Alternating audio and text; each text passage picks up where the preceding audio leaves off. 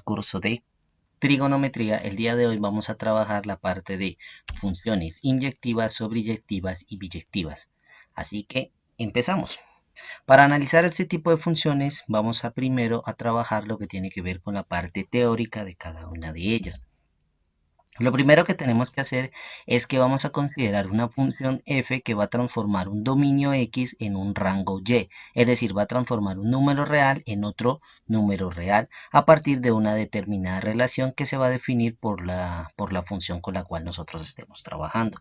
En este sentido, se dice que esa función f es inyectiva o 1 a 1 si cualquier par de elementos diferentes del dominio tienen imágenes diferentes. Es decir, que si yo tomo dos valores x y u pertenecientes al dominio de la función, se debe cumplir que f de x debe ser diferente de f de u. De manera similar o de manera equivalente, siempre que f de x sea igual a f de u, implica sí, solo sí que x debe ser estrictamente igual a u. Ahora bien, se dice que la función f es sobreyectiva si todo elemento en el codominio es la imagen de algún elemento en el dominio. Es decir, para cualquier y existe un x que pertenece al dominio de la función tal que f de x es igual a y.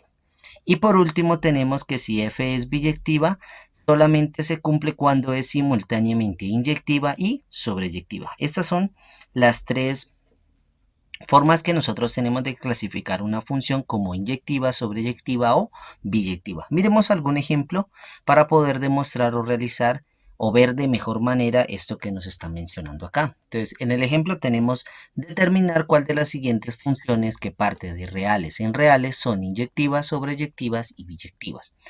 Lo primero que tenemos es la función f de x igual a 2x más 4 y la función g de x igual a 3x al cuadrado. Estas dos funciones, ¿cierto? Debemos analizarlas desde las tres condiciones que teníamos hace un momento. Entonces, la primera condición nos dice que si f de x, que es esta condición que tenemos aquí, es igual a f de u, implica que x es igual a u. Si yo logro cumplir estas dos condiciones, entonces la función va a ser inyectiva. Entonces, lo primero que tenemos que hacer es igualar, decir, sea f de x igual a f de u. Entonces, aquí lo tenemos, sea f de x igual a f de u. ¿Quién viene a ser f de x? Pues la misma función. ¿Y quién viene a ser f de u? Donde está el valor de x lo vamos a reemplazar por u. Entonces nos queda 2x más 4 igual a 2u más 4. 4 sumando se me cancelan porque tienen el mismo signo.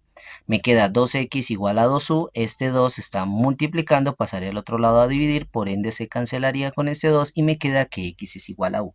Entonces, llego a la conclusión de que la función f de x es inyectiva. ¿Por qué es inyectiva? Porque partiendo de la condición de que f de x es igual a f de u, llego a que x es exactamente igual a u. Por lo tanto, estoy cumpliendo esta condición que nos estaban mostrando aquí. Siempre que f de x sea igual a f de u, entonces quiere decir que x es igual a u. Por lo tanto, la función f de x es inyectiva y aquí nos lo muestra. Ahora analicemos a la función g de x. Hacemos lo mismo. ¿Quién es g de x? ¿Quién es g de u? Recordemos que g de x es la función normal y g de u es reemplazar. Donde está x voy a poner u. Es decir, esta g de u sería 3 por u al cuadrado. Entonces reemplazando nos queda de la siguiente manera. 3x al cuadrado igual a 3u al cuadrado. Este 3 y este 3 se están multiplicando, entonces se me cancelan. Me queda x al cuadrado igual a u al cuadrado.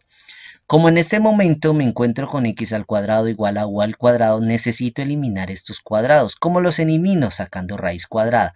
Pero recuerden, si yo saco en un lado, también debo sacar en el otro lado. Por lo tanto, saco raíz cuadrada aquí, saco raíz cuadrada acá, llego a esta igualdad que tenemos aquí. La raíz cuadrada se me cancela con el cuadrado, me queda valor absoluto de x, valor absoluto de u. Y aquí me doy cuenta que no llego a la condición que me estaban estableciendo desde un inicio. Llego a que más o menos x es igual a más o menos u. Por lo tanto, puedo concluir que la función no es inyectiva. ¿Por qué no es inyectiva? Ya que no existe un único valor en x que genera la única imagen en y. ¿Listo? Entonces, la primera función sería inyectiva y la segunda función no sería inyectiva. ¿Cómo lo puedo observar gráficamente? Muy fácilmente. Si yo realizo la gráfica de las dos funciones, entonces así muy a grosso modo, la gráfica de la primera función es una función lineal, entonces más o menos va a tener un comportamiento de esta forma. Y la gráfica de la segunda función es una función cuadrática, entonces más o menos va a tener un comportamiento de esta manera. Esta sería la gráfica f de x y esta sería la gráfica g de x. Ahora, si podemos observar, la definición nos dice que para cualquier elemento x o u de perteneciente al dominio se cumple que f de x debe ser diferente a f de u. Claro, si por ejemplo yo tomo este valor de x y tomo este valor de u, para la función f de x me doy cuenta que efectivamente los valores en y correspondientes son diferentes. Pero en cambio, si yo tomo un valor, por ejemplo, aquí yo tomo este x1 y por aquí tomo este u sub 1, entonces me doy cuenta que estos dos valores llegan al mismo punto. Bueno, ahí me queda un poquito chueco, ¿no? La cosa es que tengo dos valores que llegan al mismo punto, por lo tanto no estoy cumpliendo la definición. La definición me dice que para cualquier valor del dominio de la función debe existir un único valor en el rango, un único, es decir, que no se puede repetir, como sucede con la función cuadrática. Con la función cuadrática tenemos que para x1 y para u1 yo tengo un mismo valor en el rango de la función. Ahora analicemos, voy a borrar un momento todo esto que acabo de escribir. Entonces, ahora sí, bien. Uy, perdón. Vamos con la plumita. Entonces, ahora, aquí recordemos, cancelamos estos 4, cancelamos estos 2, acá lo mismo, cancelamos estos 3, cancelamos la raíz con el cuadrado y hasta aquí vamos, ¿no? Ahora, ¿qué podemos analizar para la sobreyectividad? Para analizar la sobreyectividad de estas dos funciones, lo que tenemos que hacer es despejar la variable x de la función. Entonces, vamos a mirar cómo nos queda esta parte. Entonces, miremos, para la primera función lo que decimos es y igual a 2x más 4, entonces esto que está sumando lo paso al otro lado a restar, me queda y menos 4 igual a 2x. Aquí este 2 que está multiplicando lo paso a dividir y me queda que x es y menos 4 sobre 2. ¿Qué puedo analizar de esta función que yo tengo aquí? Esta función es una función lineal. ¿Por qué sabemos que es una función lineal? Porque tiene el comportamiento típico de mx más b, donde m en este caso sería 1 medio y b sería 4 sobre 2, que sería 2. Entonces esta es una función lineal. ¿Qué implica esto? Esto quiere decir que para cualquier valor de x siempre va a existir un valor en y, porque sin importar qué valor de y yo ponga aquí, yo puedo poner cualquier valor dentro de los reales, siempre va a existir un valor en x. Por lo tanto, puedo concluir que la función es sobreyectiva. Pero más aún, como la función en el anterior caso fue inyectiva y también nos está dando sobreyectiva, podemos decir que la función es biyectiva. Ahora analicemos la otra función. La otra función es y igual a 3x al cuadrado, hacemos el despeje, este 3 está multiplicando, lo paso a dividir, me queda que x es igual a más o menos, recuerden que para eliminar este cuadrado tengo que sacar raíz cuadrada a ambos lados, entonces me queda más o menos raíz de y sobre 3. Y aquí sí hay una cosita para tener en cuenta, y es que al analizar esta función resultante, yo tengo una restricción y la restricción es que y siempre debe ser mayor o igual que 0. Es decir, que yo no puedo tomar cualquier valor dentro de y. ¿Por qué no puedo tomar cualquier valor dentro de y? Porque valores negativos generaría que esta raíz sea imaginaria. Y como estamos trabajando de funciones de reales en reales, es decir, de una función en variable real, por lo tanto no tiene sentido hablar de valores menores que 0. Con lo que podemos concluir que, como se puede observar, la función solo es válida para valores de y, ¿cierto?, mayores o iguales que 0, tal y como lo propusimos acá. Por lo que se dice que la función no es sobreyectiva. ¿Por qué no es sobreyectiva? Porque para cualquier y no va a existir un x. Solamente existe para los valores de y que sean mayores o iguales a 0. Los valores que sean menores que 0 no quedan permitidos dentro de esta función. Ahora, ¿qué pasaría en el caso en el que la función no se puede despejar completamente? Es decir, que yo tenga una función que es demasiado compleja, la cual yo no la puedo simplemente despejar. Entonces, en ese caso, la solución es analizar la gráfica de la función. Miremos, empecemos con la inyectividad. Entonces, para la inyectividad decimos, la gráfica de la función solo puede cortar en un punto una recta horizontal. Es decir, que si yo trazo la gráfica de la función que estoy analizando y trazo diferentes tipos de rectas horizontales, y si todas esas rectas horizontales solamente cortan en un único punto, quiere decir que la función es inyectiva. ¿Cómo así, profe? Claro, si tú tomas esto que yo tengo aquí, entonces yo trazo la gráfica una gráfica cualesquiera. Ahí está una determinada función. Entonces yo tengo que trazar rectas horizontales. Entonces aquí yo trazo una recta horizontal, aquí yo trazo otra recta horizontal, ¿no? Si trazo estas dos rectas horizontales me doy cuenta que solamente cortan en un único punto. Hasta el momento yo puedo decir que la función es inyectiva. Pero si yo trazo, por ejemplo, una recta horizontal aquí, corta en 1, 2, 3 puntos. Como esta recta horizontal que yo acabo de trazar aquí corta en más de un punto, puedo concluir que la función no es inyectiva porque no cumple el criterio con el cual estamos trabajando. ¿Listo? Entonces, eso es lo que nos dice la parte de la inyectividad dentro de una gráfica. Entonces, analicémosla acá. Aquí tenemos una determinada función, ¿cierto? Y esa función solamente está cortando en un único punto, mire, está cortando aquí. Si yo trazo más rectas, yo puedo trazar una recta en x igual a 1, en x igual a 2, y así sucesivamente en cualquier punto, me voy a dar cuenta que siempre va a cortar en un único punto. Por lo tanto, puedo concluir que la función es inyectiva. Entonces, hasta el momento yo podría decir que esta función es inyectiva. Perfecto. Ahora, para el caso de la sobreyectividad de una función, lo que tenemos que hacer es que la recta que nosotros vamos a trazar, al menos, ojo con esta palabra, al menos debe cortar una vez, ¿cierto? Al menos debe cortar una vez la gráfica de la función. ¿Qué quiere decir esto? Quiere decir que si yo tomo, por ejemplo, aquí yo tengo dos gráficas, una función cuadrática y una función cúbica. En este caso, cuando yo esté analizando, por ejemplo, diferentes tipos de rectas, como la que aparece por aquí por encima de 4, me doy cuenta que para la función cuadrática, esta la corta en 1, 2 puntos. Entonces ella la está cortando en 2 puntos, entonces yo ya puedo concluir que esta función no es inyectiva, ¿cierto? Pero hasta el momento puedo decir que es una función sobreyectiva porque la está cortando la gráfica de la función. Entonces, para eso tomo otra recta, que es la que queda en la parte de abajo, y me doy cuenta que esta recta que se encuentra en la parte de abajo no corta la gráfica de la función azul. Por lo tanto, puedo decir que la función azul no sería sobreyectiva. ¿Por qué no es sobreyectiva? Porque al trazar una recta, esta recta no la corta en ningún punto.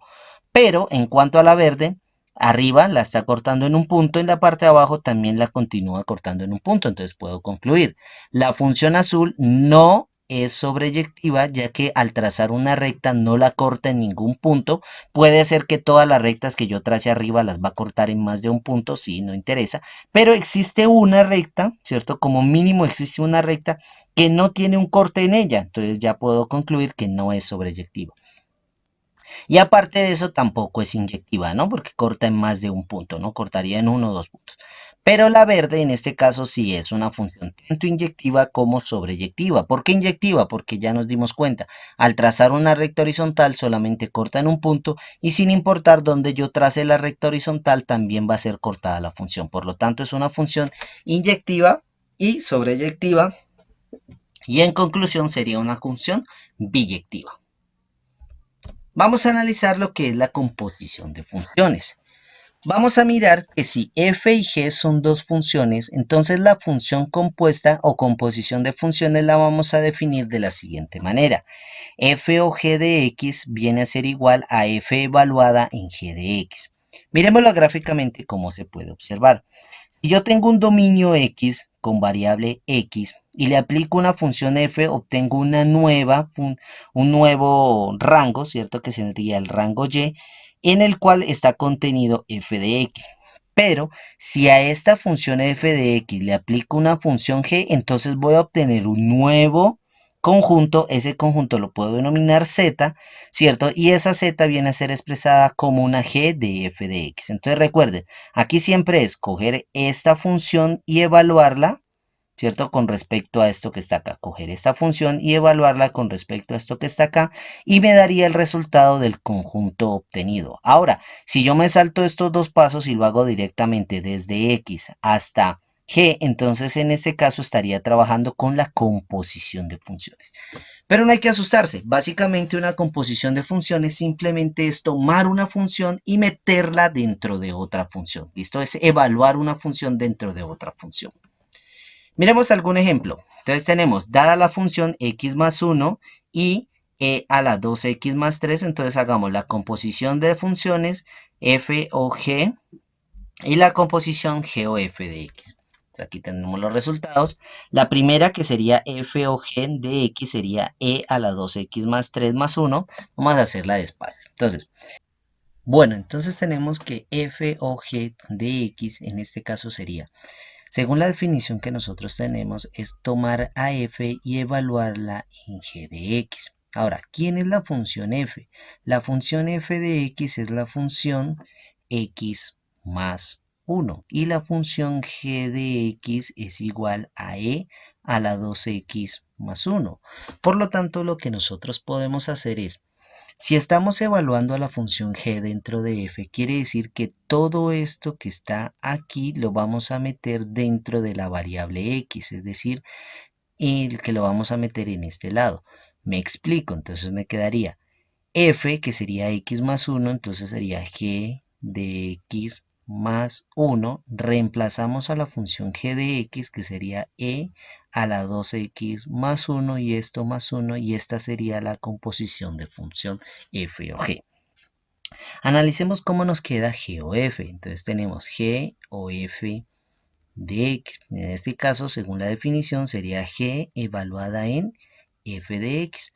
Por lo tanto, lo que tenemos aquí sería, ¿quién viene a ser la función g? La función g es e a la 2x más 1. Entonces nos quedaría e a la 2 por x. Pero en vez de x, nosotros tendríamos f de x. Entonces 2 por f de x más 1. Entonces esto como resultado nos daría e a la 2, que multiplica f de x, que es x más 1, y esto más 1, y por lo tanto el resultado sería e a la 2x más 2 más 1, y el resultado final sería e a la 2x más 3. Ahora, aquí hay una cosita importante, y es que podemos observar que la composición de funciones no es conmutativa. Ojo con eso, no es conmutativa. ¿Por qué no es conmutativa? Porque lo podemos observar aquí. F o g de x me dio e a la 2x más 1, y g o f de x me dio e a la 2x más 3. ¿Listo? Entonces, tenemos que el caso de que la composición de funciones no cumple la propiedad conmutativa, que sí cumple la suma y que sí cumple la multiplicación. Entonces voy a borrar todo esto que teníamos aquí y vamos a poner los resultados. Entonces ahí tenemos los dos resultados que habíamos analizado hace un momento.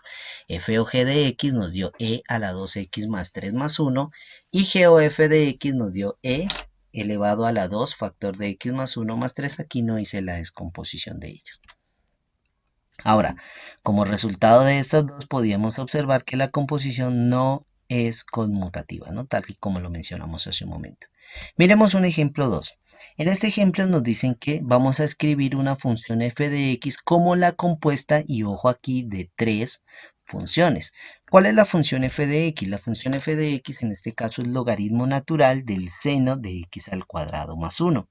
Entonces lo que tenemos que hacer aquí es analizar cuántas funciones están interactuando entre sí. Entonces aquí podemos observar que tenemos una primera función interactuando, que es el x al cuadrado más 1, una segunda función que sería el seno de x, y una tercera función que sería el logaritmo natural de x.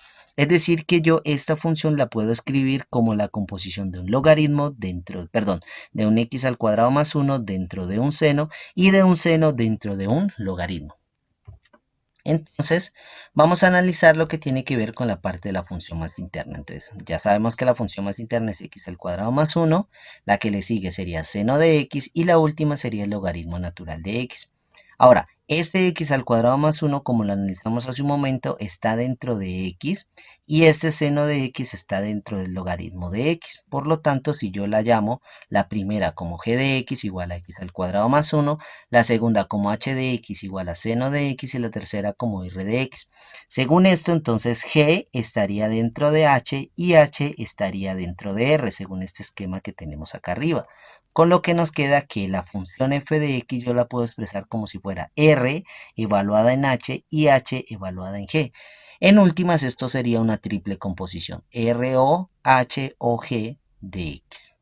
Bueno chicos, espero que me les haya servido estos videos de composición de funciones y de la parte de funciones inyectivas, biyectivas y sobreyectivas. Ya saben que cualquier duda la pueden dejar acá abajo en los comentarios y nos vemos en un próximo video. Adiós.